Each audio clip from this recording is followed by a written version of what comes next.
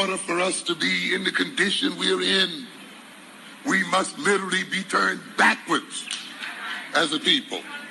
We must be reversed, because this world can only be ruled in terms of lies.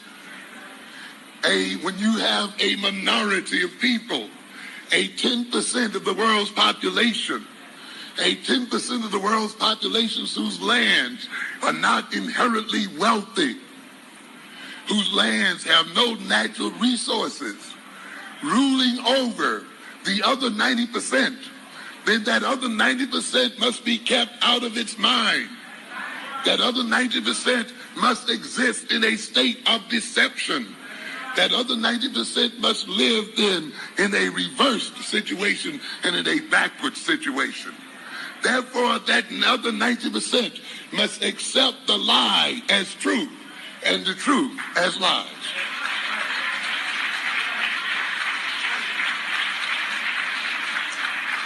I've said that the major differentiation between Eurocentrically oriented psychology and Afrocentrically oriented psychology under oppression is that it is a political necessity that the black man be out of his mind.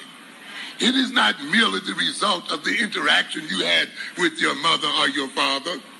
It is not merely the result of the absence of your father in the home, or the absence of role models in your communities, or all of these other things we hear day in and day out.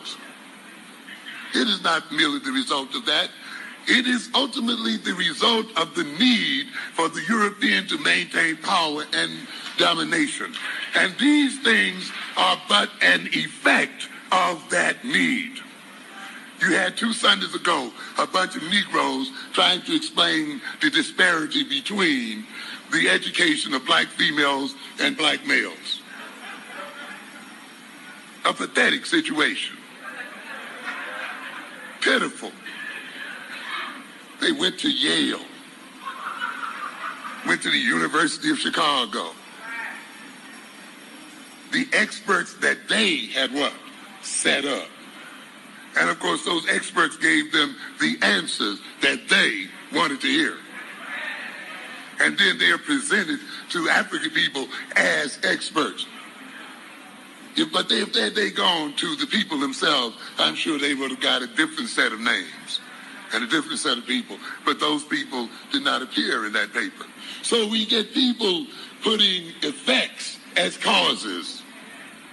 You see, oh, it's the absence of the black male model in the neighborhood. But how does the absence of the black male model occur? Why is it necessary for that absence to be there? That is never dealt with and discussed. It never gets around. So you have a bunch of experts discussing secondary situations and minor situations and making them appear to be major. That is why they're teaching at the University of Chicago and Yale. Because those institutions are just as much and more of a part of European domination as any other institution. And yet we say that they give us a good education.